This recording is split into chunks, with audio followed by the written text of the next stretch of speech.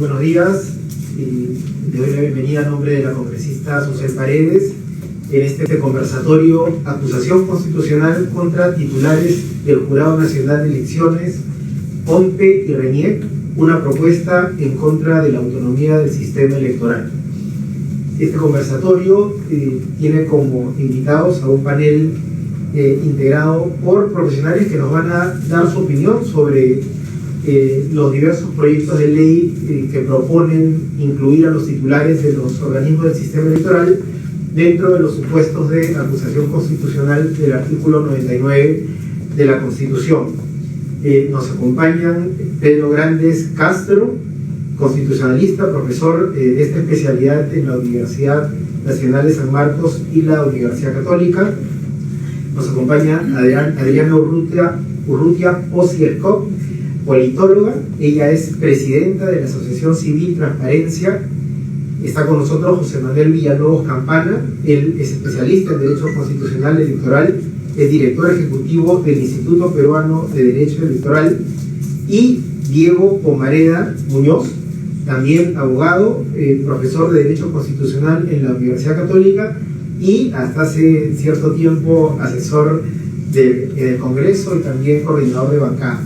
Entonces tenemos un panel que nos va a poder dar luces, sobre todo a la congresista, para tener o formar una opinión o consolidar una opinión ya sobre el tema y sustentarlo en su debido momento, tanto en comisión como en el pleno del Congreso.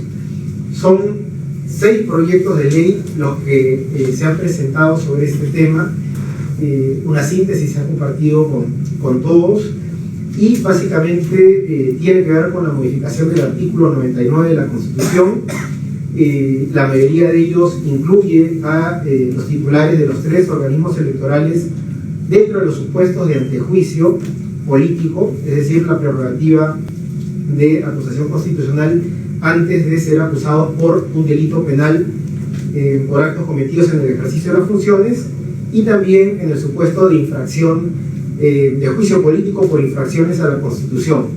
De hecho, uno de los proyectos hace una diferencia, solo incluye a los 3 titulares en el supuesto de antejuicio, más no en el supuesto de juicio político.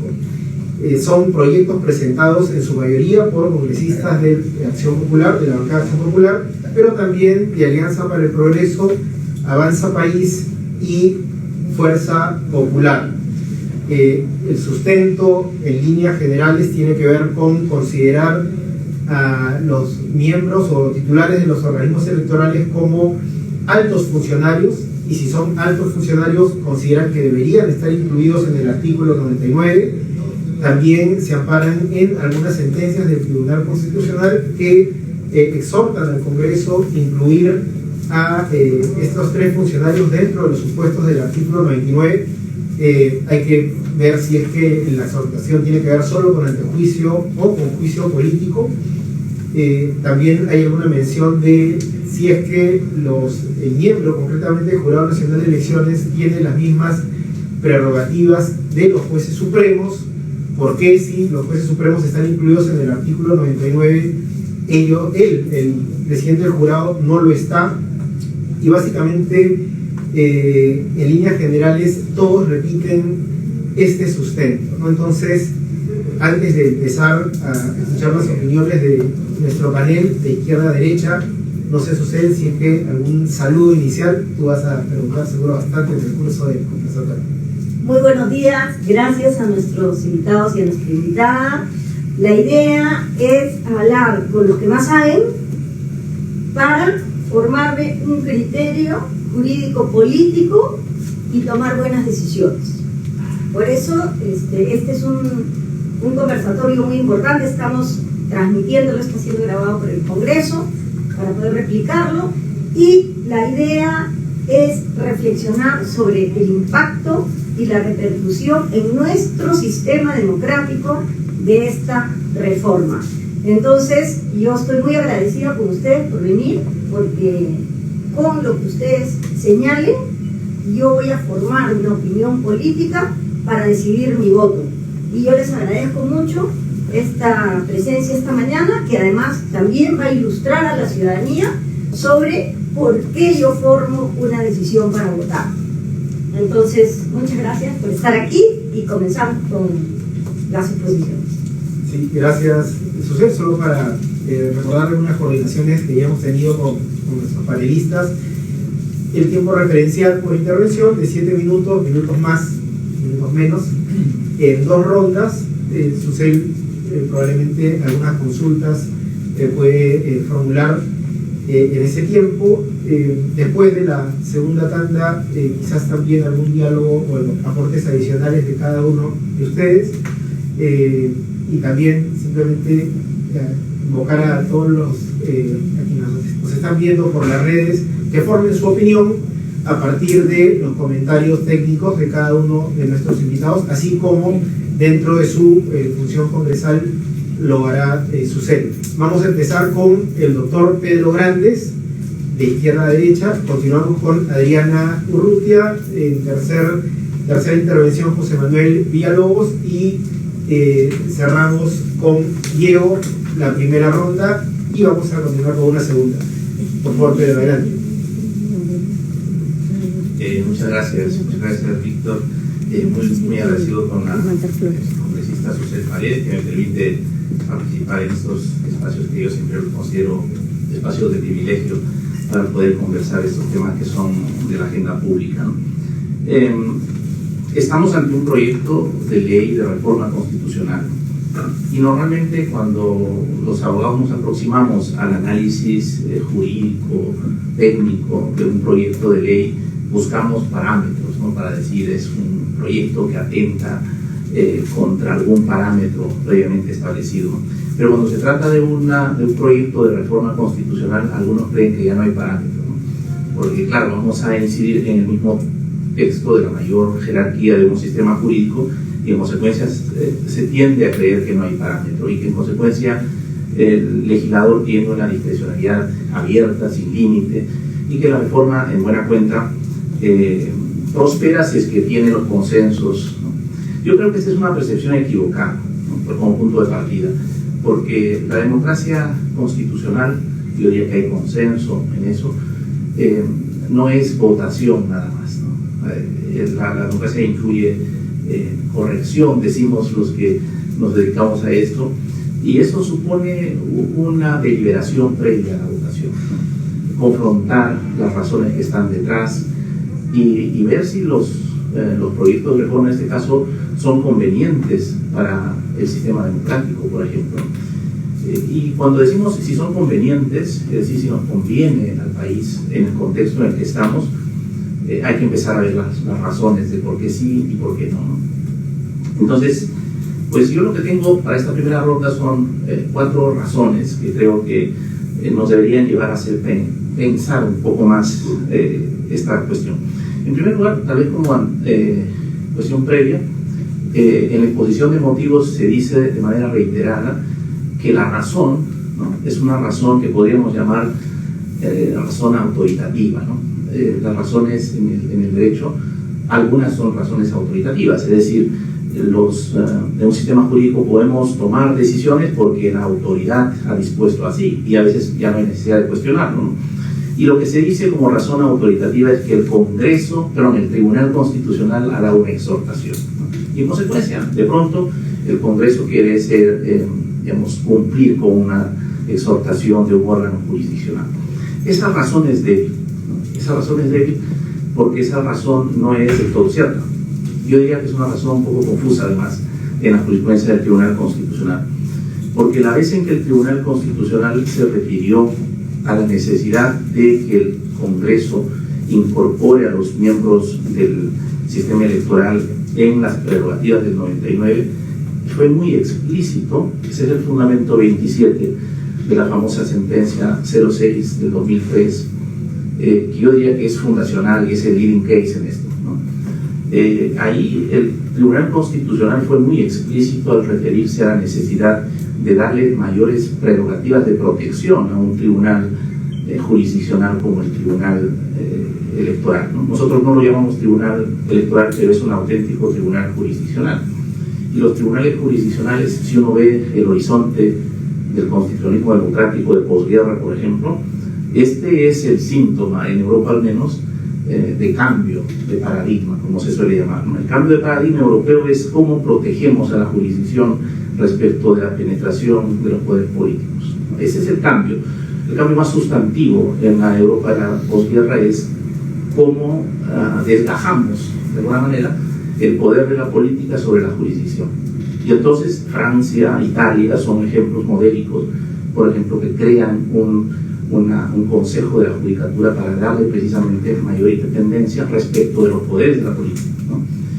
Y por eso creo yo que este primer argumento autoritativo o de autoridad, invocando la autoridad del Tribunal Constitucional, es confuso, es falso en estricto, porque en ese fundamento 27 de la sentencia 06 del 2003, el tribunal estaba preocupado por reforzar las garantías de la independencia. ¿Y cómo lo reforzamos? Pues que nadie toque a los miembros del Jurado Nacional de Elecciones tan fácilmente. De manera que lo que el tribunal pedía es extenderles de manera clara a todos el antejuicio. Es decir, que no sea tan fácilmente denunciarles por un delito y procesarlos cuando están en ejercicio de funciones. Con ese preámbulo yo ahora sí paso muy rápidamente a 4 argumentos que creo que son pertinentes aquí, ¿no? Primero, la conveniencia. La conveniencia es un criterio de razón práctica, yo diría, en términos de que cualquier ciudadano puede entender. Nos conviene que los políticos, por ejemplo, nos conviene que el árbitro sea de alguna manera interrumpido en pleno partido por los jugadores diciéndole, oiga, póngale tarjeta roja al jugador tal. Este es un razonamiento muy sencillo, me parece que cualquiera entiende, ¿no? También hay el dicho popular, ¿no? Nadie es buen juez en su propia causa, ¿no? Y aquí de eso se trata. El Tribunal Electoral, me voy a referir específicamente al Tribunal Electoral, porque sé que el proyecto avanza al sistema, ¿no? Es bueno entenderlo el sistema como sistema electoral también, desde luego, pero en ese sistema yo diría que tiene el poder fundamental jurisdiccional es el Tribunal, el Jurado Nacional de Elecciones, que es, como he dicho ya, un auténtico tribunal electoral. De manera que no es conveniente darle esta prerrogativa a los jugadores para que manejen o manipulen o pretendan manipular las reglas del juego en este caso. El Tribunal Electoral y desde luego en su momento también el Jurado Nacional, la Oficina Nacional de Procesos Electorales dicta reglas para el proceso. Y hay una serie de prerrogativas, yo diría más bien que la dirección de las reformas debe ir en sentido opuesto, de reforzar las garantías, ¿no? Por ejemplo, ese principio tan importante que está en la Ley Orgánica de Elecciones del artículo 4, que habla de la intangibilidad, ¿no? La intangibilidad normativa durante el proceso electoral, ese me parece a mí que debería elevarse a rango constitucional. Es decir, deberíamos constitucionalizar la imposibilidad de que los políticos puedan alterar las reglas del juego cuando el proceso ya está abierto. Entonces, conveniencia, la idea de la independencia, reforzar la independencia. El tercero me parece que es fundamental, que en especialmente en este contexto, cualquier cambio de reglas a nivel constitucional, es verdad que en el 206 nosotros tenemos 2 procedimientos para la reforma, ¿no? Lo que pasa es que lo que es excepción lo hemos convertido en regla, ¿no? Pero en este caso sí, creo que si es que no podemos hacer mucho más, tendríamos que librar una batalla para que la forma como se haga cualquier cambio en este tema pase por referéndum. Porque en las circunstancias en las que estamos, la legitimidad democrática de cualquier cambio es fundamental, pero más en este caso, porque se trata de una regla constitutiva de la democracia, creo yo, ¿no? Hay una diferencia que suelen hacer los teóricos del derecho entre reglas que son regulativas y reglas que son constitutivas, ¿no? Así como la regla en el fútbol, por ejemplo, la regla que dice que quien gana un partido es el que mete más goles, esa es una regla constitutiva. Y la regla regulativa sería, pues, cómo se comete un foul, por ejemplo, ¿no? Bueno, aquí estamos hablando de reglas constitutivas del sistema. Es decir, quién es el árbitro del proceso democrático, y esas reglas constitutivas del sistema democrático no los deberíamos cambiar tan fácilmente, ¿no? Y el último, me parece que es la subjetividad del juicio que se intenta introducir. Y aquí yo me permito hacer un comentario general, pero que afecta directamente a esta propuesta, ¿no? Es que el juicio político no se ha discutido seriamente. El juicio político en el Perú se ha discutido en contextos de profunda polarización, y además cuando tenemos al frente a lo que podemos llamar un indefendible, y cuando un indefendible está de por medio no hay espacio para la racionalidad. Pero sin embargo hemos estado acabando con criterios muy básicos, ¿no? Es decir, en el sistema interamericano me parece que el juicio político, como se está implementando entre nosotros, es absolutamente incompatible con la Convención Americana. Es decir, no se puede someter a juicio subjetivo a un funcionario del más alto rango, al que ha llegado además mediante votación popular, con simple votación y sin que esté debidamente tipificado la conducta que se le está, sosteniendo que ha infringido, ¿no? Los juicios políticos por infracción constitucional, que es una cosa como absolutamente abierta, ¿no? Además no hay una tipificación, pues algunas cláusulas constitucionales son mucho más abiertas, son imprecisas. Aquí han prosperado dictámenes de la Comisión de Constitución imputando infracción constitucional. Por ejemplo, en el caso del presidente del Jurado Nacional de Elecciones, se le imputaba haber infringido el artículo 3 de la Constitución, y cuando uno revisa el artículo 3 dice que el catálogo de derechos no termina en el 2, sino que se extiende a todos los demás que se puedan establecer a partir de la forma republicana del gobierno y de la dignidad de la persona. O sea, que a ese nivel de indeterminación no podemos llegar. Y con esos criterios se están haciendo juicios políticos que imponen inhabilitaciones hasta de 10 años. Y eso, si fuéramos un país más serio con el derecho, yo diría que no debería estar pasando. Creo que me he cedido, no sé. Gracias.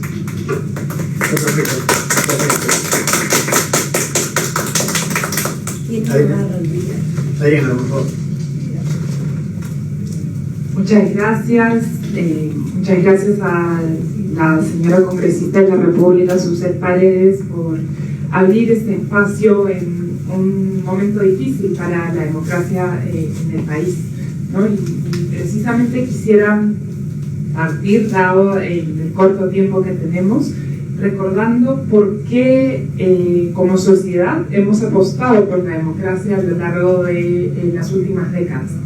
Y es porque, si bien es un sistema imperfecto, es el sistema que mejor permite garantizar los derechos de todas y todos, ¿no? Hay un camino todavía largo por recorrer y muchos derechos por recluir, pero sin embargo la democracia considera que todos los ciudadanos son iguales ante la ley, y eso es bien importante. Y se caracteriza en tanto régimen por el principio de separación de poderes, ¿no? Y para los que nos están escuchando, porque yo he seguido con gran interés lo que ha dicho el profesor Grandes, pero creo que hay que enfatizar en algunos aspectos quizás que complementan lo que acaba de ser dicho en términos de principios, ¿no? ¿Y qué implica un principio de separación de poderes? Implica que un grupo o una sola persona no va a acumular todo el poder, ¿no? Entonces es lo que llamamos el principio de pesos y contrapesos en el sistema democrático. El principio de pesos y contrapesos implica que el poder se distribuye entre diferentes actores, ¿no? Entonces, que si uno va a escoger a un presidente, va a haber un poder que supervisa a ese presidente o presidenta, y asimismo el presidente o presidenta también va a poder controlar el poder, no controlar, sino que ser un contrapeso al poder legislativo, y también el poder judicial complementa en ese sentido. ¿Por qué hago énfasis en el sistema de pesos y contrapesos? Porque en una democracia esa es la base de lo que se llama el sistema democrático, ¿no? Hay diferentes instituciones que conforman este sistema democrático que busca garantizar la democracia en tanto régimen político. Sin embargo, la propuesta de ley viene a plantear un cuestionamiento a ese sistema de pesos y contrapesos democrático. Porque como lo decía el profesor Grandes, estamos poniendo en tela de juicio a los árbitros del sistema electoral, que son aquellos que ven y vigilan que los votos de la ciudadanía estén resguardados. Pongamos el ejemplo de la joven María. María acaba de sacar su DNI azul, ¿no? Va a votar en las próximas elecciones y está muy entusiasmada porque son sus primeras elecciones. Si nosotros tuviéramos cuestionamientos al árbitro que busca garantizar el voto de María, María no estaría segura que lo que ella votó es lo que realmente se tradujo en una cifra ganadora, ¿no? Entonces, los organismos y en el Perú el sistema electoral ha sido planteado de tal manera que María y los millones de electores que somos confiamos en que el voto que nosotros hemos depositado en la urna sea ese voto, ¿no?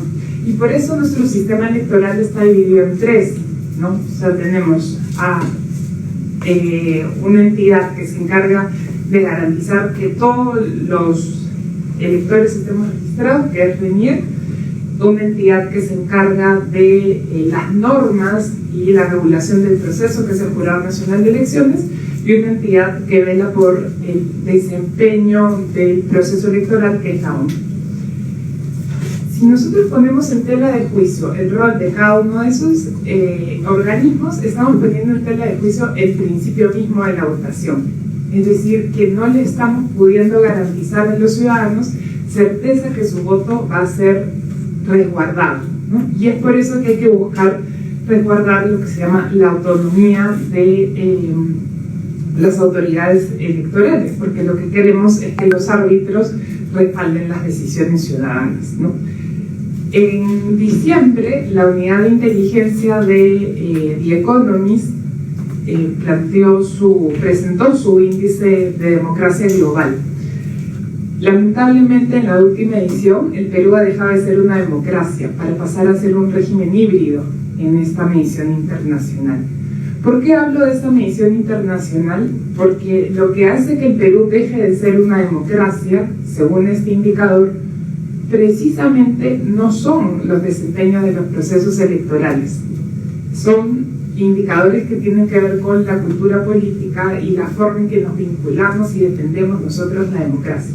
Y el indicador más alto, en donde tenemos 8 sobre 10, es el indicador del desempeño de las autoridades electorales para la garantía de los procesos. Si está funcionando bien eso, ¿por qué queremos reformarlo? Si es nuestro único pilar que nos permite resguardar que estamos viviendo en democracia, ¿por qué queremos reformarlo, ¿no? Y entonces ahí ya paso a, de manera más específica, algunos temas más específicos que plantea la reforma, ¿no? El primer punto es que hay que distinguir dos procedimientos parlamentarios en lo que se está planteando. El primero es el antejuicio, ¿no? Que plantea que antes que el Ministerio Público pueda acusar penalmente, el Congreso debe autorizar. Y el segundo es la acusación por infracción a la Constitución, por el cual se puede habilitar a un funcionario o retirarlo de su puesto, ¿no? Aquí lo que pasa es que no hay una regulación y en general se rompen, no se quiebran algunos principios básicos del Estado de Derecho, por los cuales no se puede sancionar si la falta no está antes tipificada, ¿no? O sea, la utilización, digamos, de este principio hace que se pueda sancionar sin tipificación de la falta. Y esto hace que se pueda incurrir en arbitrariedad, ¿no? Y nos llevaría, digamos, a que haya criterios distintos para unos y para otros, y dependiendo de criterios que finalmente son políticos y no son criterios objetivos que la normativa plantea, ¿no? Y eso nos llevaría a una situación que el Perú ha conocido años atrás, y por años atrás me refiero al siglo XVII, ¿no? Entonces, creo que es importante que señalar que no es malo que las autoridades electorales tengan antejuicio, porque cualquier funcionario público debe ser sometido, digamos, a evaluación. Sin embargo, introducirlos a una acusación por infracción constitucional podría ser de altísimo riesgo, pues somete a la autoridad electoral al juicio de quienes son arbitrados por ella, ¿no? Ya lo decía el profesor Grandes, y hay conceptos en derecho para eso, ¿no? Aquí hay además un componente que, como decía el profesor Grandes, ¿no?, que es el principio de la razón autoritativa, ¿no?, que es porque el Tribunal Constitucional ya se ha pronunciado, entonces se está respaldando en eso, y creo que eso ya ha sido dicho anteriormente con mayor precisión normativa.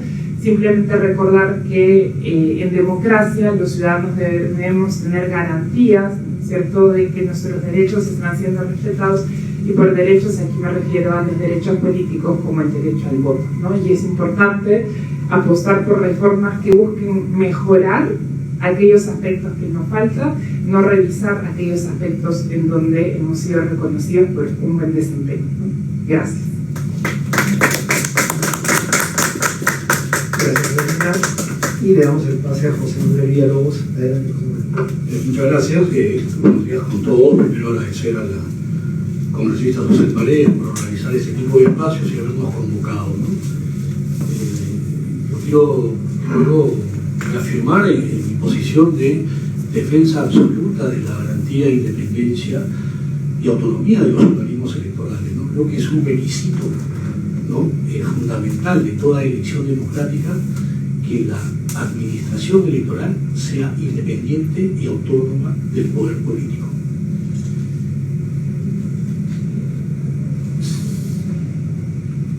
¿Y cómo afectaría en la independencia y la autonomía de la administración electoral, de la autoridad electoral, el poder ser sometido a una acusación constitucional?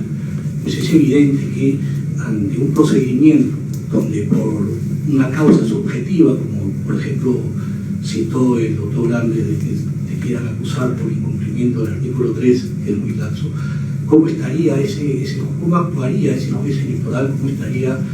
¿Cómo sería su accionar si el resultado de su accionar podría ser cuestionado por cualquier cosa, por el jugador, no por los partidos?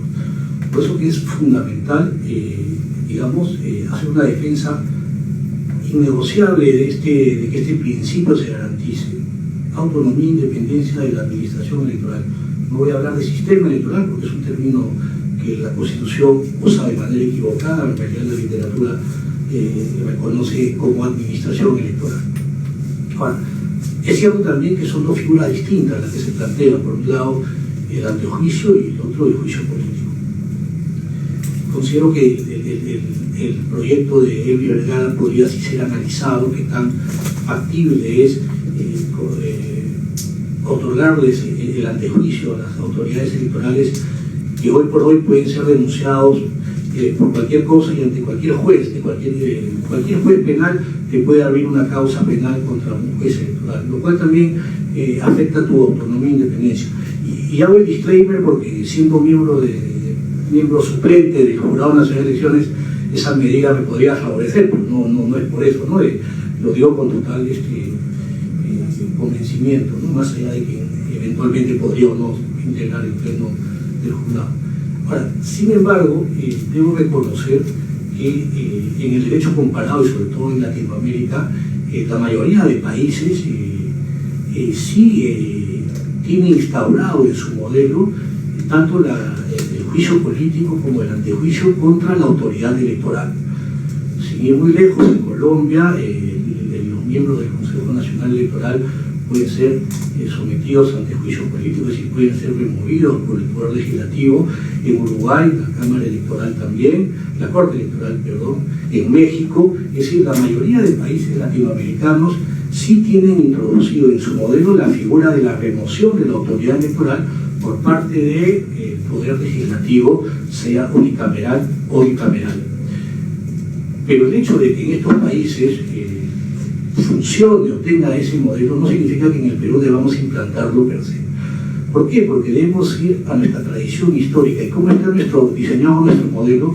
Nuestro modelo está diseñado de que la autoridad electoral, la administración electoral, en este caso en su conformación, es autónoma del poder político. Porque tenemos un diseño particular que no lo vamos a encontrar en otros países. En otros países sí, pues hay injerencia del poder político, del Congreso de la República, pero de los poderes legislativos sobre todo, en el nombramiento de los miembros de los organismos electorales. En Colombia, como dije, en el mismo México y en otros países, los poderes legislativos sí participan designando a los miembros de los tribunales electorales. Incluso en Chile, el presidente de la República también participa en la designación. Y entonces, como el poder político participa en la designación de las autoridades electorales, pues sí, tiene lógica que también puedan participar de la remoción. Pero el modelo peruano es distinto. En el modelo peruano, el poder político no participa, ni directa ni indirectamente, en la designación de las autoridades electorales. Y lo vemos claramente en la designación de los jefes de la OMP y RENIEC. Esta está a cargo de un órgano constitucional autónomo que es la Junta Nacional de Justicia. Una Junta Nacional de Justicia integrada por 7 personas que provienen de un concurso público, es decir, no provienen de una elección por parte de un órgano político.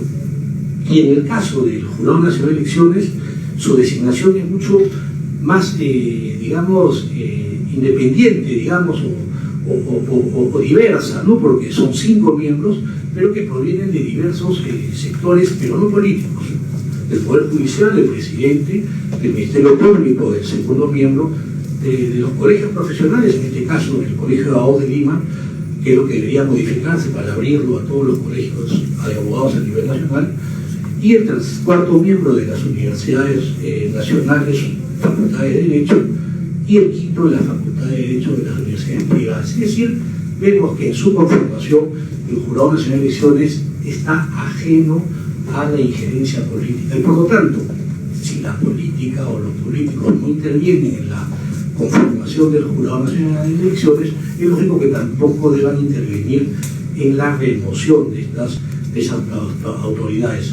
Más aún, o menos aún, digo, por infracción a la Constitución, que podría ser una causa muy subjetiva y muy fácil de poder sacar del cargo a aquel juez electoral o autoridad electoral que consideras ha fallado en contra de tus intereses partidarios, más allá de que ese fallo haya sido imparcial.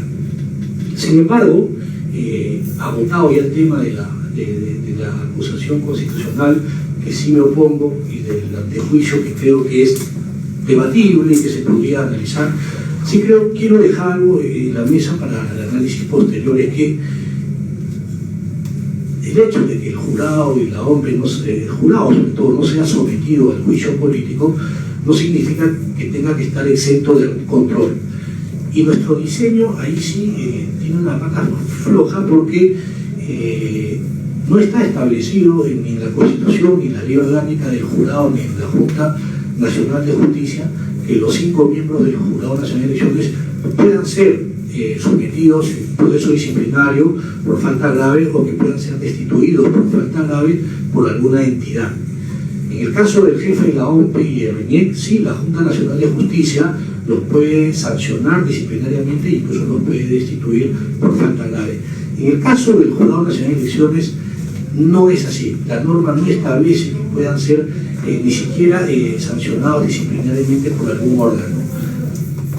Es más, esta Junta Nacional de Justicia ha tenido que cambiar de criterio, porque los anteriores Consejos Nacionales de la Magistratura eran de la opinión de que los miembros,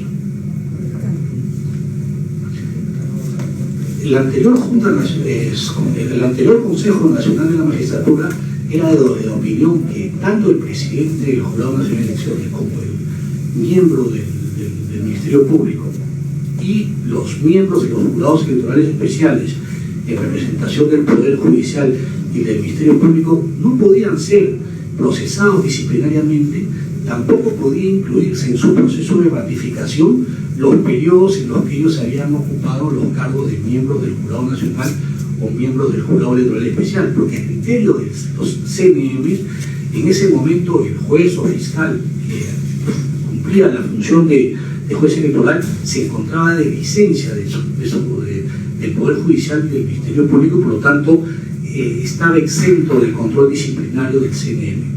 La norma no ha cambiado, lo que ha cambiado es el criterio de la actual Junta Nacional de Justicia, quien ha señalado que no, que en el caso del miembro que representa al Poder Judicial y representa al Ministerio Público, como su cargo natural viene de estos órganos judiciales y que están sometidos al proceso disciplinario de la Junta sí los puede procesar disciplinariamente. Ha destituido a un presidente, a un expresidente del Jurado Nacional de Elecciones, ¿no?, siendo juez supremo, pero no por haber sido juez supremo, sino por una inconducta siendo presidente del Jurado Nacional de Elecciones. Ha destituido a un ex miembro del Jurado Nacional de Elecciones, representante del Ministerio Público, pero no por sus funciones de fiscal, sino por sus funciones como Jurado Nacional.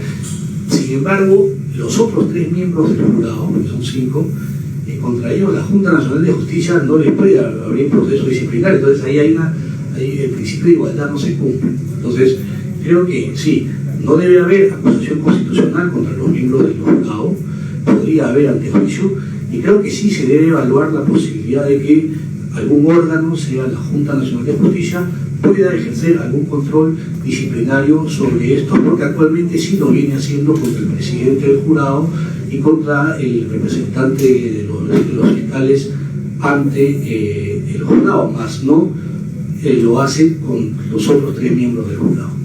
Gracias. Gracias, Manuel. Ahora toca el turno de Diego Pomarena. Adelante, Diego. Sí, muy buenos días. Gracias, Susel, y a tu extraordinario equipo por invitarme. Ya que estamos en materia, voy a entrar directamente a los asuntos que nos traen el día de hoy. Se ha desarrollado muy bien el criterio de independencia de los jueces y también de los órganos electorales. Yo quisiera concentrarme más, para no ser repetitivo, en la parte constitucional de la separación de poderes. Y quisiera comenzar haciendo una analogía con una tela de araña. Yo sí siento que esto no puede verse de forma aislada. Yo tengo la sensación de que este es un tramo más, digamos, una extensión más de la tela de araña que un depredador quiere cooptar, en este caso, distintas instituciones para buscar una finalidad política en base a intereses. Es una percepción que tengo y voy a tratar de demostrarlo por qué. ¿Okay? Tengo la sensación que, digamos, hay que tomar en cuenta cuáles son las instituciones que se están viendo afectadas en los últimos meses y los últimos años y pedazos en el Congreso. Cuando uno ve las iniciativas legislativas y las normas aprobadas, lo primero que hay que concentrarnos es en el equilibrio entre poderes. Primero, la cuestión de confianza. ¿Qué pasó con la cuestión de confianza? Al día de hoy está sujeta a la interpretación exclusiva del Congreso si esta procede. Entonces, el equilibrio entre el Ejecutivo y el Congreso comienza a desbalancearse. Lo segundo, se aprobó un proyecto de ley que limitaba la posibilidad que los ciudadanos puedan iniciar un referéndum directo para reformar la Constitución. Esto menoscaba también la participación ciudadana dentro de un proceso transparente de democracia, separación y equilibrio entre poderes. Lo tercero, cuando vemos la utilización del juicio político o el impeachment, que se le llama en otros países, para razones como, por ejemplo, que en este caso, un expresidente que hizo un intento de golpe de Estado, dijo que pues iba a anexar, ¿no?, en una conferencia con varias personas que había un riesgo de cederle territorio a Bolivia, y por ese motivo tan, digamos, irrazonable, desproporcionado, se le emite una sanción y el juez se tiene que corregir. Pero se desnaturaliza una institución como el juicio político a tal nivel que estos mismos congresistas, lo que acusaron en su momento al expresidente Castillo por una acción, digamos, creo yo, desproporcionada, son las mismas personas que el día de hoy quieren utilizar un instrumento para enjuiciar políticamente a un órgano electoral. Y también vemos no solamente la parte de ciudadanía, la parte del Ejecutivo, sino también podemos ver la parte de la prensa, que también cumple un rol central en el equilibrio entre poderes. Se le quiere aumentar las penas a la prensa para que estén amenazados de que puedan tener cárcel efectiva, ¿no? Entonces, yo siento que esos temas no se pueden ver de manera aislada. Igual ocurre con la ex fiscal de la Nación, Zoraida Ábalos, ¿no?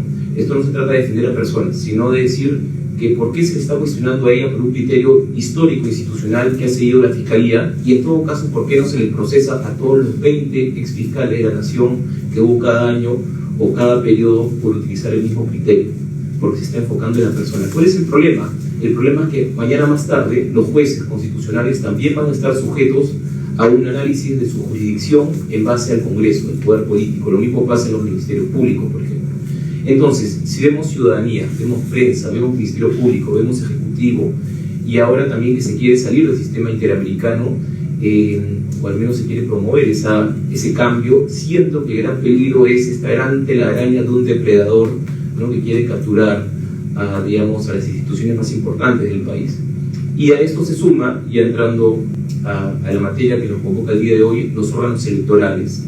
Acusar constitucionalmente por infracción o por antejuicio, ¿no?, levantarle el antejuicio para que se investigue en el Ministerio Público o eventualmente se le juzgue en el Poder Judicial, pienso que no es producto de un análisis real, concienzudo, como bien dijo el doctor Villalobos, por ejemplo, de análisis comparado. En ninguno de los, exposiciones de motivos he identificado que se ha invocado a la experiencia internacional, cómo se ha probado que en estos países ha funcionado o no, o si más bien se ha desnaturalizado, cuáles son los casos emblemáticos, ¿no?, si hay una persecución política o más bien ha servido de garantía de protección. Nada de esto ha sido evaluado, sino yo tengo la sensación que esta es una mirada a corto plazo, con el ojo enfocado directamente en la última experiencia electoral, que por cierto han sido muy ajustados los resultados, ¿no? Y entonces siento yo que esto es la consecuencia de un revanchismo político, y también, no es una forma de legislar a consecuencia de eso de forma correcta, ¿no?, en todo caso de forma preparada. Entonces yo diría, ¿no?, si uno ve en perspectiva esta reforma que se está planteando, tal vez, como diría George Orwell, ¿no?, en ese texto de La rebelión de la granja, en su página 18, que es muy probable que indefectiblemente cuando alguien tienda a ser totalitario o a captar ese tipo de poderes, muchas veces puede llegar el día en el que se utilicen contra las personas que lo impulsaron y no a favor de ellos. Entonces uno se pone a preguntar, nadie sabe para quién trabaja. Finalmente, en 2 o 3 periodos más adelante podrá ser un congreso, de representación completamente opuesta del grupo mayoritario en el Congreso, que puede darle inestabilidad a nuestro Congreso y a nuestro país en general, ¿no? Si no, veamos la experiencia de Chile, un proceso constituyente movilizado por un sector que finalmente está en la mano del sector completamente opuesto. Veamos el caso de la institución por ejemplo, de la disolución del Congreso en Ecuador, promovido por el correísmo, pero que ahora la aplica su opositor político Lasso. O veamos, por ejemplo, también en el artículo 117 de nuestra Constitución, que ya venía arrastrándose de la Constitución del 79, pero que la utiliza Castillo para protegerse cuando inicialmente se buscaba proteger al presidente que promovió la Constituyente del 92, ¿no? Entonces, hay que ver las instituciones en perspectiva y los cambios constitucionales con una vocación de permanencia.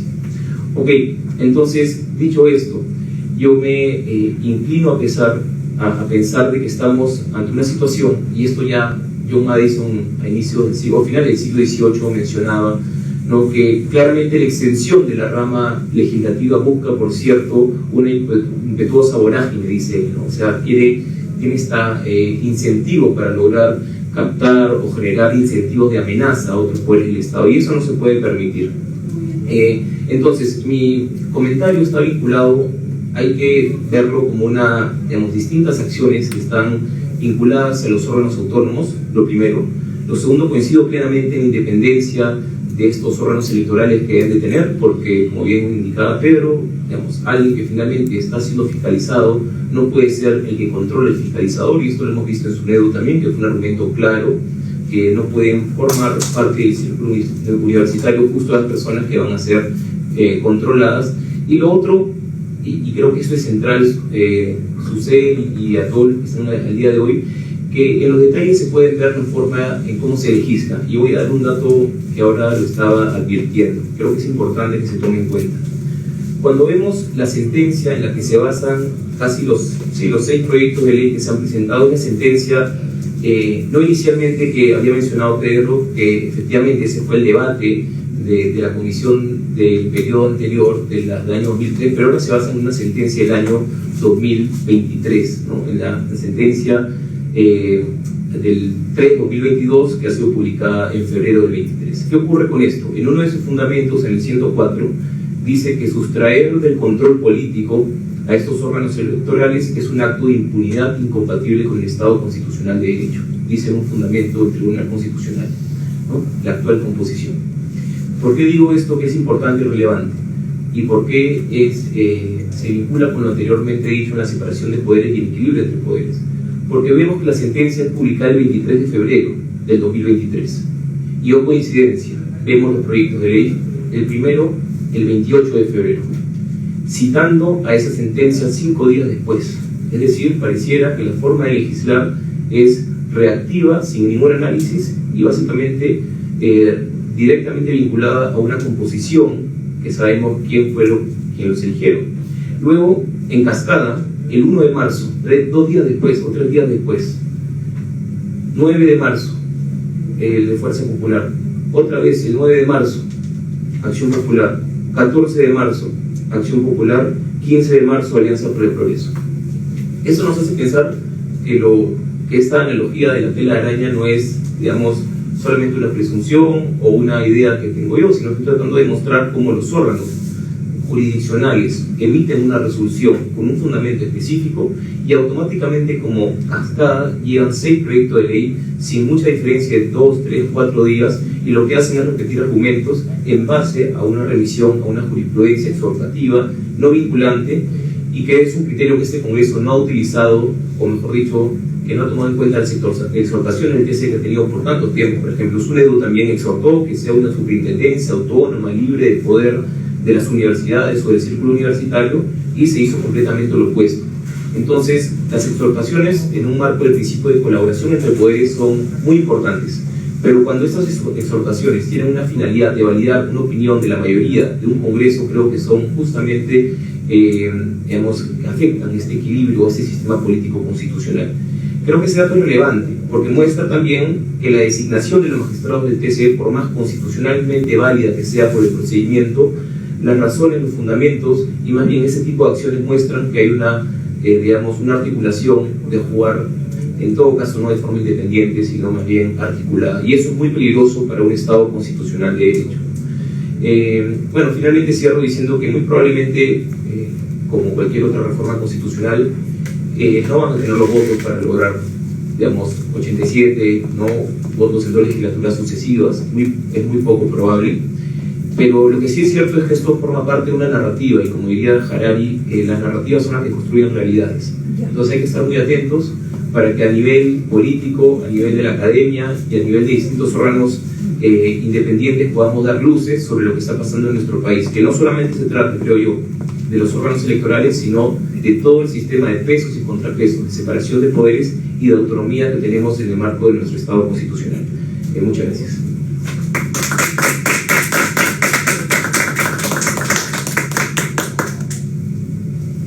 Bueno, muchas gracias. La verdad que uno no puede estar votando de acuerdo a la temperatura de lo que pasa, sino tiene que hacerse una pausa para reflexionar, para escuchar la opinión de especialistas, porque está en juego el futuro de nuestro país, y yo diría algo más, de nuestra estabilidad democrática.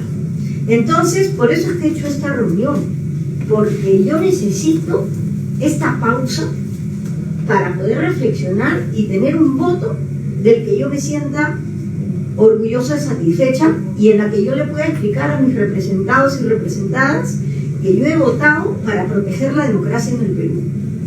Y esa es la razón de haberlos reunido. Efectivamente, después de escucharlos, he ratificado mi proyección del voto, que es en contra totalmente. Entonces yo creo que aquí lo que yo quiero comprometerme en primer lugar a enviar la transcripción de este conversatorio a la Comisión de Constitución, que quede sentado y por escrito que hay razones jurídicas y análisis políticos también, no solo políticos, sino análisis democráticos, análisis desde las ciencias sociales, del derecho electoral, del derecho constitucional, para tener una grave preocupación sobre la estabilidad democrática y la seguridad de la separación de poderes, que es lo que garantiza la pureza del voto de la gente. Entonces, esto que estamos viendo parece una cosa ajena, porque es una reforma constitucional, como yo siempre digo, ¿no? Yo quiero explicarle al cobrador de combi pirata el peligro de estos votos. Como siempre yo le comentaba a Diego, le digo, Diego, pero ¿cómo lo digo en un minuto? Porque además como no tengo que hablar, me da un minuto. ¿Cómo hago para que lo que yo digo, el cobrador de combi pirata entienda que estamos en peligro? Entonces, tenemos que, en estos días que nos quedan, porque lamentablemente estamos ante una dictadura del voto, de la fuerza bruta de los votos. Hay ocasiones en las que siento tanta impotencia porque se vota en bloque y la verdad es que no hay ninguna razonabilidad, no hay sustento jurídico, no hay responsabilidad democrática en los votos que se emiten. Yo sé que los congresistas no pueden ser sometidos por sus votos, pero no puede ser que no nos indignemos cuando esos votos son irrazonables. No se la podrá sancionar, y yo me indigno porque de verdad estamos en este ejemplo que ha puesto Diego de la telaraña, efectivamente en el peligro de rodear todo el sistema para que el depredador se lo coma completo. Y lo único que nos queda son los órganos del sistema electoral. Y que con estas modificaciones constitucionales pondríamos en grave peligro a la democracia. Entonces, hay una segunda vuelta y aquí me quedo porque de verdad me siento tranquila, me da energías. Yo voy a hablar con muchos compañeros, compañeras, congresistas, para exhortarlos a que reflexionen su voto desde estos sustentos que hemos escuchado. Entonces, nos vamos por la primera y segunda. Sí, la primera y segunda, más o menos el promedio de tiempo ha sido 10 minutos, está perfecto. Entonces ahora viene la intervención de cierre. Se han dicho muchos temas, hay algunos que por ahí puedo mencionar para estos comentarios finales. Por ejemplo, el antejuicio queda como algo debatible, algo cerrado. Definitivamente el juicio político es algo inaceptable, ¿no?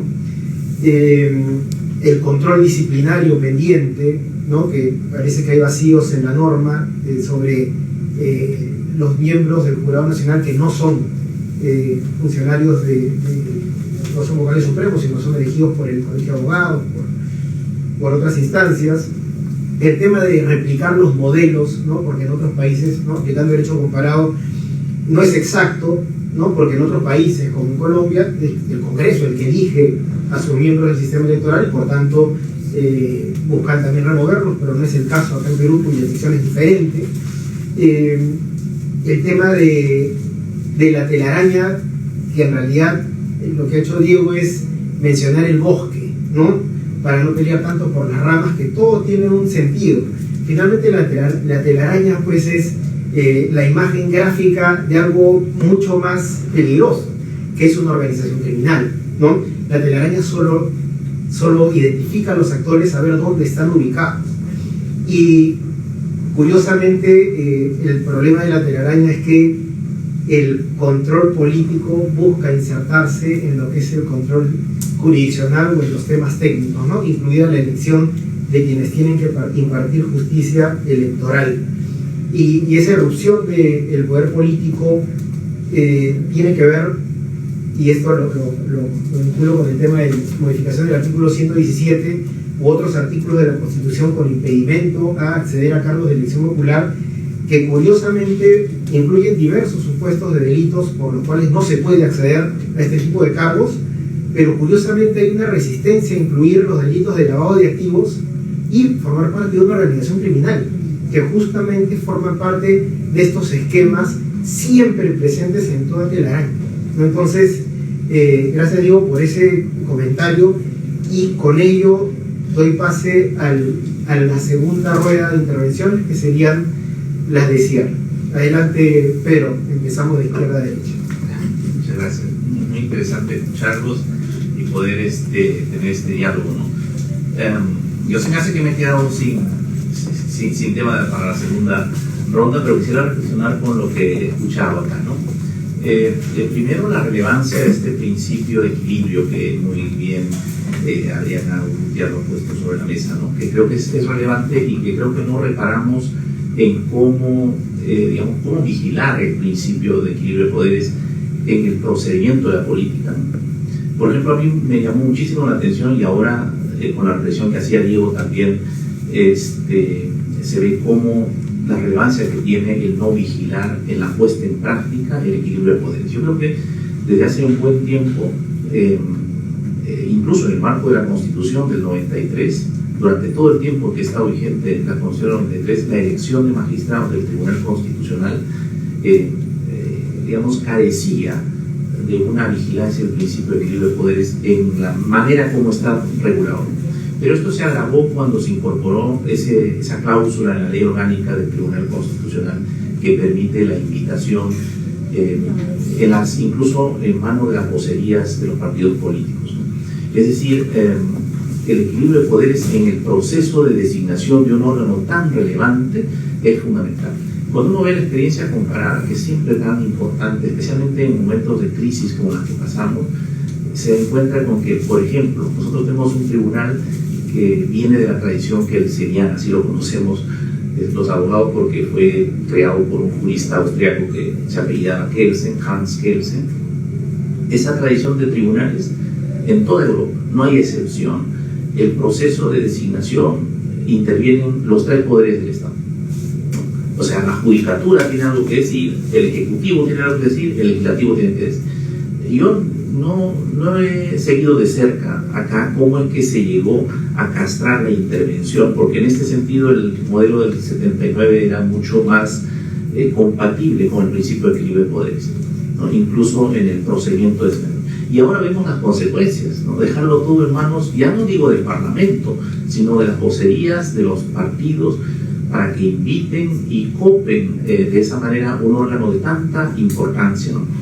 Estamos en un riesgo, porque yo tengo la impresión de que ahora el Congreso está como migrando, yo lo pondría así, la Comisión de Constitución, que es un órgano tan importante acá y que ha perdido prestancia y prestigio en el debate público, y pareciera que los informes vienen ahora del Tribunal Constitucional. Por la manera como lo ha presentado Diego, pareciera que la Comisión de Constitución del Parlamento está en la casa de Pilatos, podríamos decir, porque produce argumentos, ¿no?, para un sector de la política que luego reviste de argumentos aparentemente jurídicos a la ofensiva política que se ha trazado a corto y mediano plazo, al parecer, y eso es muy, muy grave.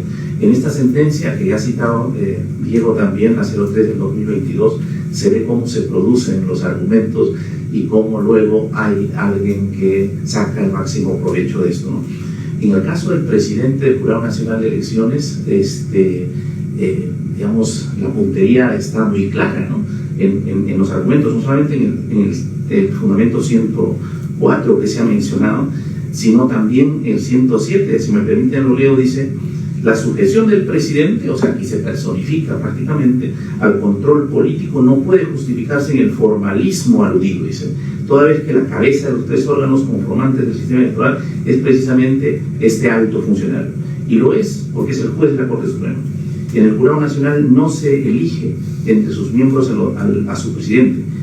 Es un cargo exclusivo que recae en el juez supremo designado como representante del Poder Judicial ante el jurado, y como tal ostenta la prerrogativa de ver del antejuicio y del juicio político.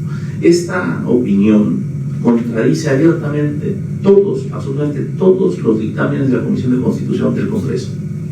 En otro tiempo y en otro contexto, el Congreso, que muchas veces ha reivindicado autonomía, independencia, es como para salir al frente y decirle qué hace el Tribunal Constitucional entrometiéndose en la jurisprudencia y en los precedentes de la Comisión de Constitución, ¿no? Porque, como digo, esa Comisión de Constitución ha sido mucho más coherente en seguir sus precedentes, y siempre que ha tenido al frente a un integrante del Jurado Nacional de Elecciones, ha dicho que no puede someterlo a los procedimientos del Congreso porque no forman parte de la lista de funcionarios que están en el 91. De manera que sí, el principio del equilibrio me parece que necesita una lupa, ¿no?, más grande para ver la relevancia que tiene en la dinámica de una democracia que no hay que olvidarlo nunca, es una democracia muy frágil la nuestra, ¿no? Y mi último comentario sería para rescatar la muy atinada intervención del doctor Villalobos. Me parece que la parte buena de esto es que nos pone sobre la mesa que podemos llamar un vacío en la Constitución.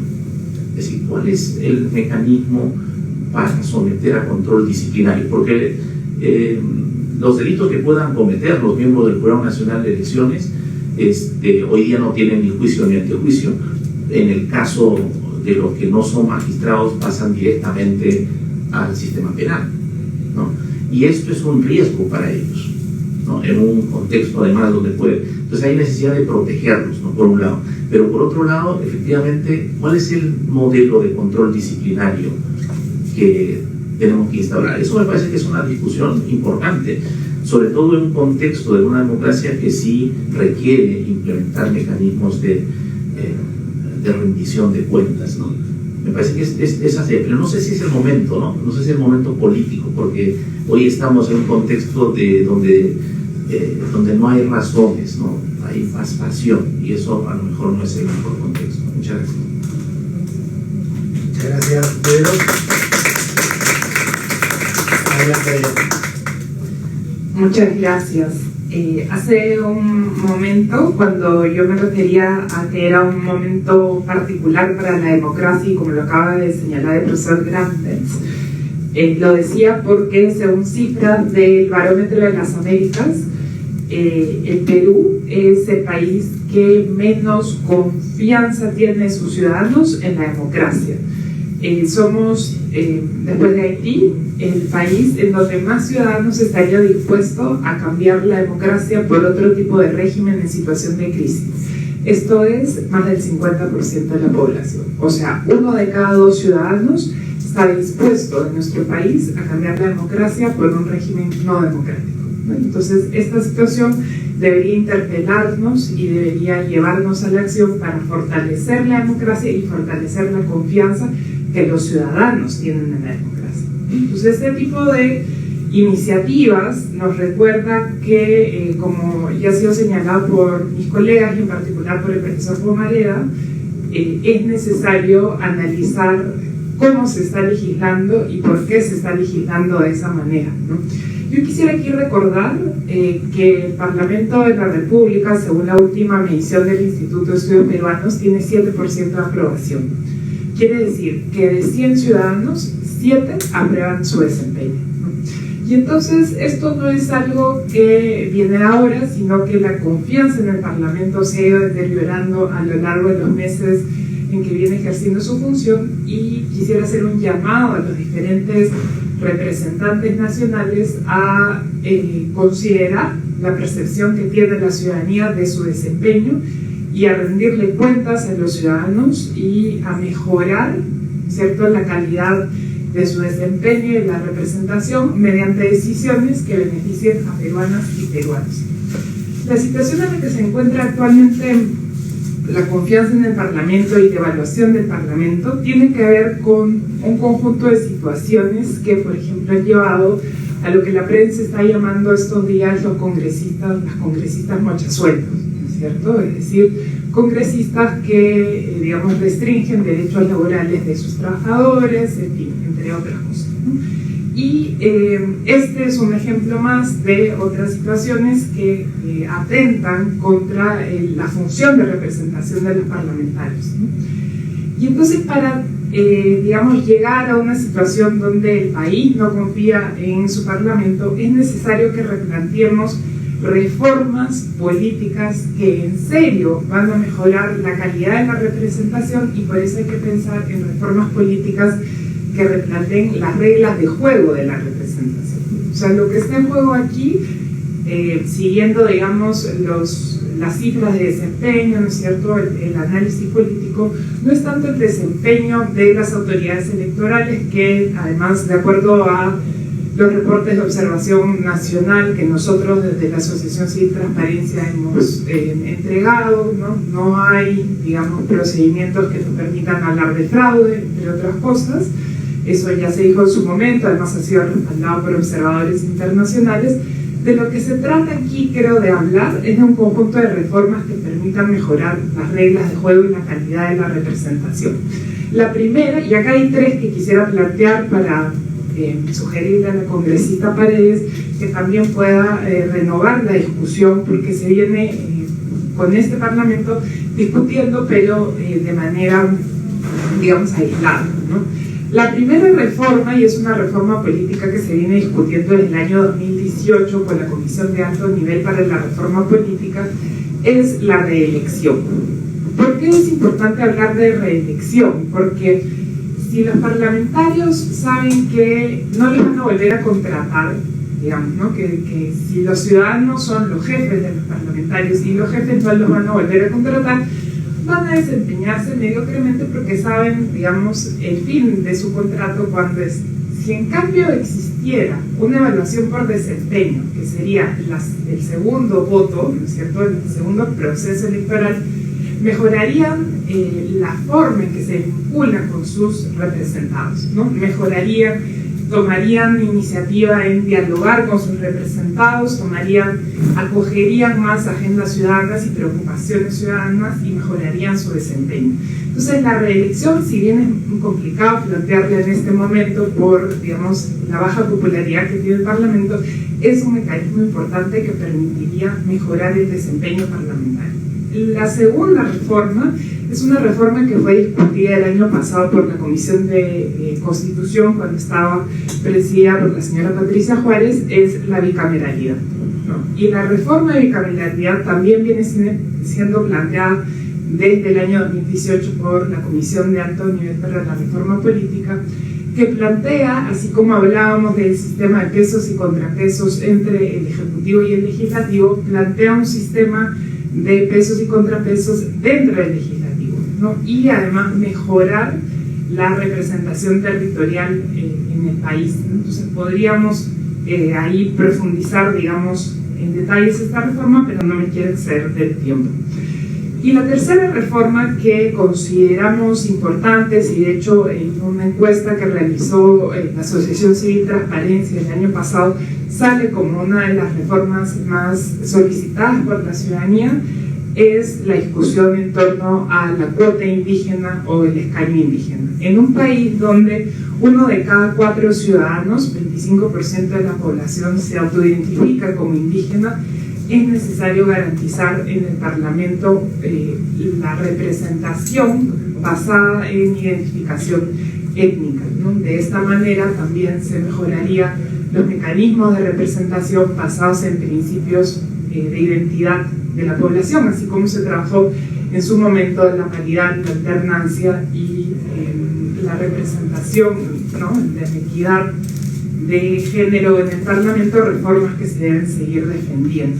Entonces, estas son algunas ideas para una propuesta de reforma política integral que el Parlamento debería acoger y debería discutir, pensando, teniendo como principio la mejora de la calidad de la representación. Muchas gracias. Muchas gracias, Mariana. La de cierre, José Manuel.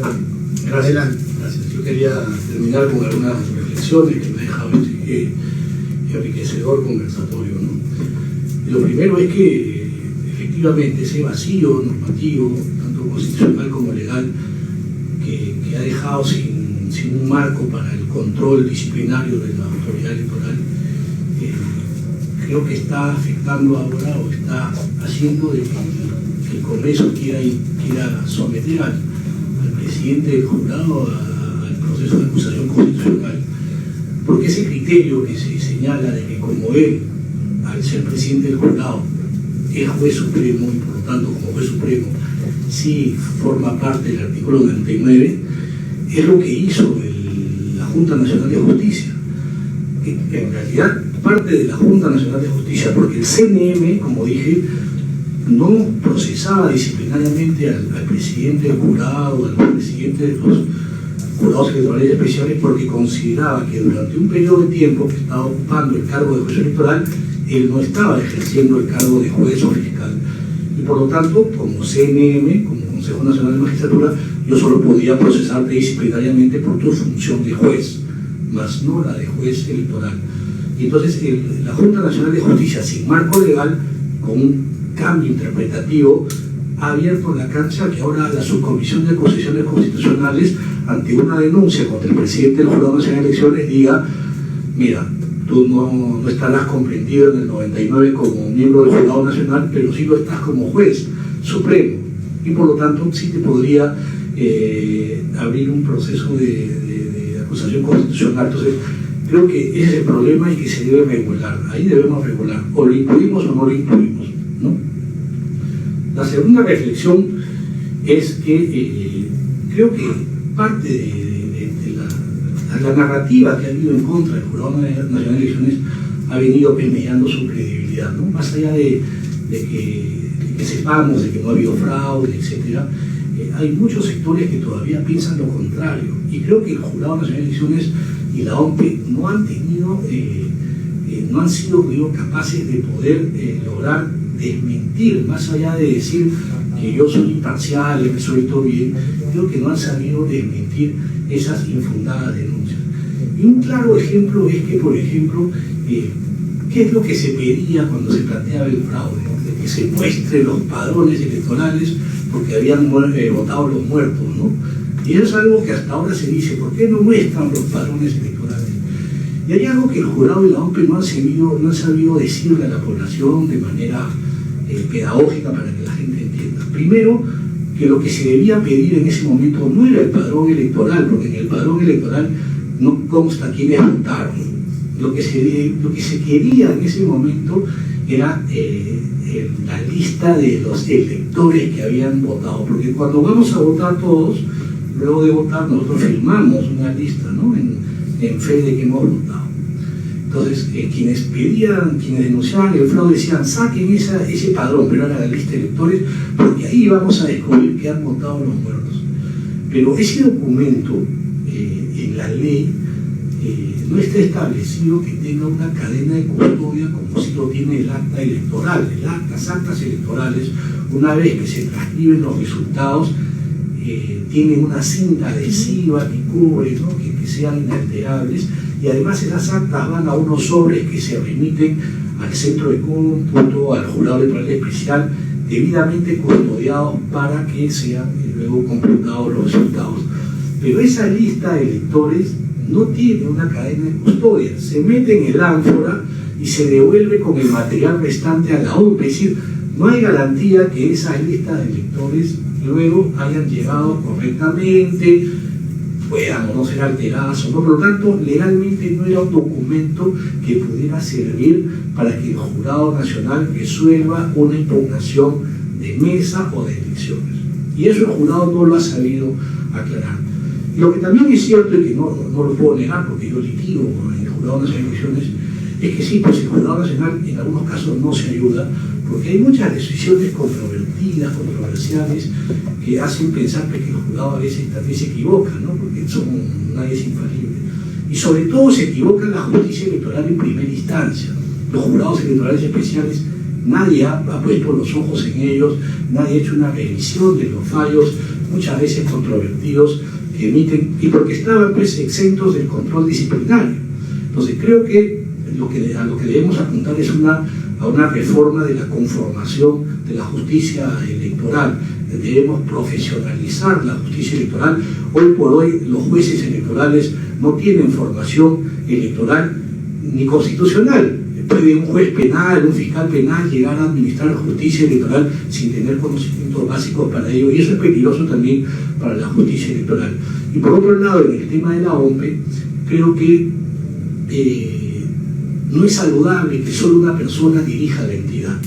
En el modelo comparado vemos que diversas autoridades electorales que se encargan de hacer elecciones, por ejemplo, en Colombia, en Ecuador, en mismo México, está conformado, en Chile también el servicio electoral, está conformado por un consejo directivo de 3 a 9 personas. Acá solo hay una persona que soporta la responsabilidad de la organización de las elecciones. Creo que la OMPE podría tener un consejo directivo de 3 personas y que entre ellos se ejercerían el control internamente. Muchas gracias. Gracias, José Manuel. Adelante, Diego. Sí, también me sumo a algunas reflexiones finales sobre lo que se ha dicho y me pongo a pensar también, ahondando más en esta tesis de la telaraña, de cómo cuando la Junta Nacional de Justicia se pronunció sobre el caso de la Fiscalía de la Nación, automáticamente la reacción del Congreso fue: se están entrometiendo en nuestros asuntos exclusivos. Cuando el sistema interamericano, a través de la Comisión, se pronuncia, exhorta al Congreso a decirle: tengan cuidado con lo que están haciendo en relación a los órganos electorales, acusan, ¿no?, de intromisión a la soberanía nacional. A su vez, cuando un juez dice, ¿no?, al Congreso le exhorta que en el caso de la Defensoría del Pueblo se está haciendo un trámite de manera irregular o en todo caso una falta de transparencia notoria, y también el Congreso reacciona de forma negativa, pero claro, la complacencia cuando el tribunal se pronuncia, por el relacionamiento, por ejemplo, digamos, esto todavía no creo que se ha dado la verdadera trascendencia, pero cuando vemos que un grupo de congresistas, Ley Sunedo, por ejemplo, ¿no?, plantea una demanda de inconstitucionalidad sobre una ley que ellos mismos habían aprobado, nos muestra que es, digamos, el Tribunal Constitucional, o como bien dijo Pedro, está terminando siendo básicamente una relación de complicidad entre el Congreso y el TC, y eso es muy, muy preocupante. Tenemos que darle una relevancia muy alta y tenemos que cuestionarnos también si es que la debida forma. Ya también leía en los papeles federalistas número 52, ¿no?, final del siglo XVIII, Madison decía, ¿no?, cuáles eran los incentivos de que los órganos políticos elijan a las entidades jurisdiccionales. Decía que los incentivos eran los peores, y hay que reevaluar eso también, si es que estamos en el diseño correcto de que las altas autoridades de justicia sean elegidas, por ejemplo, por un poder político, ¿no?, que si bien entiendo la razón de fondo que es la legitimidad democrática de la decisión del juez constitucional, también es verdad que a la luz de los hechos vemos que ese tipo de conductas completamente arbitrarias y evidentes nos tienen que dejar pensar que no es un buen resultado, en todo caso no es un buen diseño. Y también quisiera reflexionar sobre el diseño constitucional, ¿no? La Constitución del 93, en su artículo 142, dice que inclusive las decisiones del Jurado Nacional de Elecciones no son revisables en sede judicial, ¿no? Y el tribunal, a través de un precedente, Vicena Fuelles, dijo que bueno, los procesos de amparo sí podrían proceder ante decisiones electorales, por ejemplo el amparo electoral. Sin embargo, el constituyente ya advertía la necesidad de que incluso los órganos jurisdiccionales no intervengan en las decisiones de los órganos electorales, justo para no politizar la justicia, ¿no? Y también lo mismo hacen en el 99 y el 100, se les excluye incluso del antejuicio para no tenerle una vinculación política o poder someter a una amenaza a esos órganos que cumplen las siguientes finalidades. Por ejemplo, estaba viendo el artículo 178, ¿no? La finalidad del Jurado Nacional de Elecciones, cuáles son sus atribuciones, es fiscalizar la legalidad del ejercicio del sufragio y además, que me parece muy importante, custodiar el registro de organizaciones políticas, es decir, a quién se inscribe, quién no se inscribe, bajo qué método, las sanciones y todo lo demás está a cargo de este órgano. Por eso es tan importante mantener su independencia del poder político, porque finalmente los políticos, los congresistas entran a través de un partido, ¿no?, y ellos están viéndose sometidos por la jurisdicción electoral. Entonces eso hay que tomarlo con pinzas. Lo otro, creo que hay consenso en esta mesa, que hay que concentrarnos en el modelo de control disciplinario de estas autoridades, más que en el diseño constitucional en sí mismo, ¿no?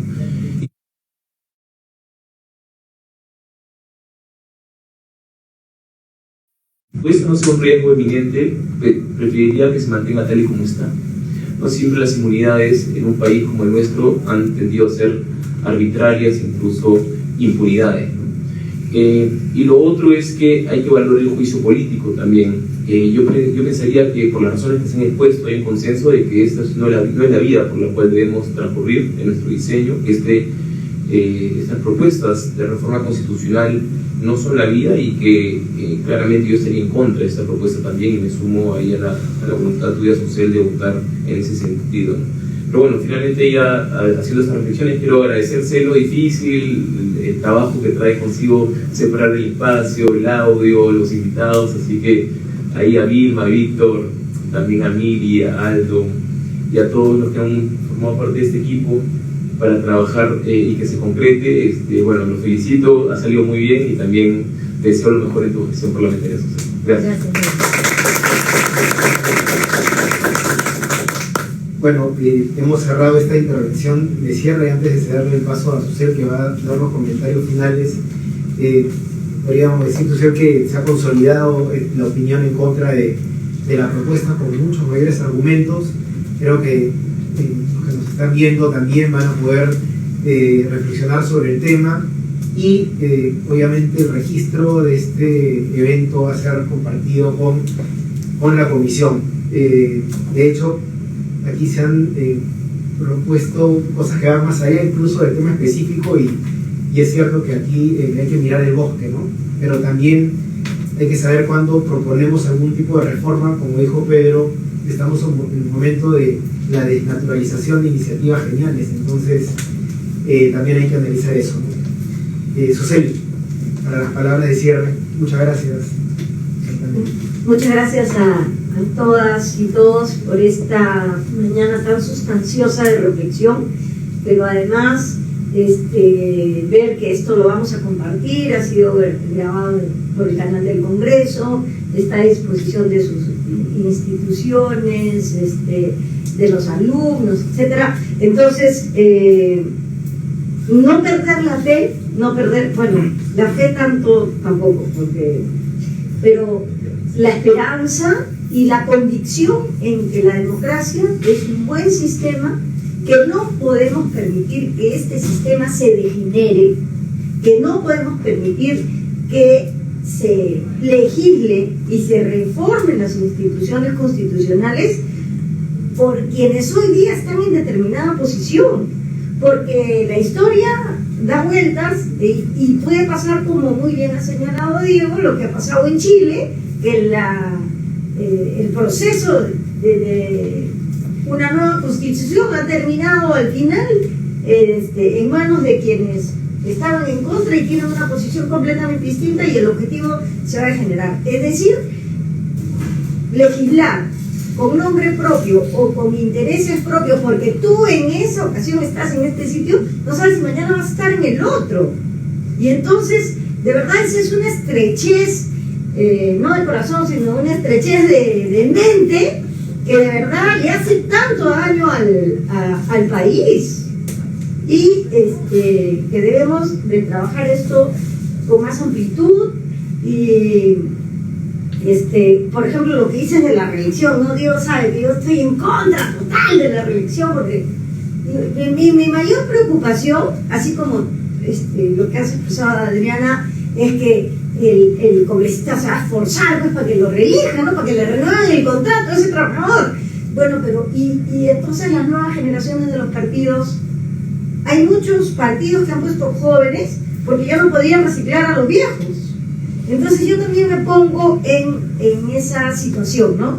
En esa vista. Yo inclusive alguna vez he pensado ya en el colmo de la radicalidad, en que cada persona solo una vez debe ser congresista, porque no puede ser una profesión, sino una obligación ética política de contribuir con la patria una vez en su vida, y de ahí tú puedes participar en tu partido, en otras instancias, ¿no? Y eso va a obligar a los partidos a generar escuelas de cuadros para que tal vez reforzar tu posición dentro de tu partido. Entonces tú dices, escúchame, yo a esta persona que le encuentro valiosa, que compartimos el pensamiento, lo voy a ayudar y me voy a fajar para que más bien esa persona entre al Congreso, ¿no? Entonces, ya, todas esas cosas pienso, pero también veo que hay parlamentos que tienen valiosísimos congresistas que tienen 40 años y que tú dices, escucha, ese señor no debe salir nunca de ahí, o esa señora, ¿no? Ya, Nancy Pelosi, yo qué sé, no, que estaba ahí hasta que ya, pero fortísima, poderosísima hasta el final, ¿no? Pero también había demócratas que necesitaban ocupar esos espacios. ¿Y qué íbamos a esperar? ¿Que Nancy Pelosi se muera para que haya recambio generacional? Todas esas reflexiones también yo las tengo, no sé, con Diego, ¿no? Pero me pongo maximalista porque así es mi condición de congresista. Me ha obligado, profesor Grandes, a presentar proyectos de ley testimoniales. O sea, yo sé que mi proyecto todo lo va a archivar, pero tengo la obligación ética de presentarlo. El matrimonio igualitario, ¿cuántos otros proyectos que ya sabían están condenados al archivo? Pero tengo la obligación de ponerlo y que esté en la historia que lo pusimos. Y que lo pusimos no porque se me ocurrió, sino porque hay una demanda ciudadana que requiere que se consoliden esos derechos. Entonces, aunque sepa que voy a perder, igual lo pongo. Entonces, muchas reflexiones, la verdad, con ustedes, y hemos ordenado las ideas, me han dado sustento al voto, y también compartir a todas las amigas, amigos y amigas que nos están escuchando en las redes, que de lo que se trata es que ustedes sepan también cómo votan sus representantes. Y por eso hoy día me he ilustrado para poder votar mejor, para tener una mejor democracia. Muchas gracias a todos. Muchas gracias a todos, el evento ha terminado.